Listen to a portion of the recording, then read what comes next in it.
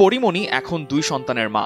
পুত্র সন্তান পুণ্য খেলার সাথী হিসেবে পেয়েছে সাফিরা সুলতানা প্রিয়মকে, যাকে দত্তক নিয়েছেন চিত্রনায়িকা পরিমণি। জন্মের 2 ঘন্টা পরই সরাসরি পরিমণির কোলে আসে প্রিয়ম। একদিন পরই কন্যাকে নিয়ে বাসায় ফেরেন পরি। প্রথম আলোকে নিজেই জানিয়েছেন এখন তারা পিঠাপিঠি 2টি সন্তান। তার মনেই হচ্ছে না প্রিয়মকে গর্ভে ধারণ করেননি। এখন থেকে পুণ্যর মতো করে বড় হবে কন্যাও। তবে কিভাবে দত্তক নিলেন প্রিয়মকে, সে প্রশ্নের বিস্তারিত জবাব এড়িয়ে গিয়ে বললেন প্রিয়ম তার সন্তান এবং এটাই সবচেয়ে বড় বিষয়। কিভাবে নিয়েছেন, কেন নিয়েছেন, কোথা থেকে নিয়েছেন, এসব এখানে তুচ্ছ। পরিমণি এখন তার মা, এটাই এখন প্রিয়মের সবচেয়ে বড় পরিচয়। এই অভিনেত্রী আরো জানান, দত্তক নেওয়ার কোনো পূর্ব পরিকল্পনা ছিল না। ভাবেননি সন্তান দত্তক নেবেন বা আরেক সন্তানের মা হবেন। হুট করেই এটি হয়ে গেছে।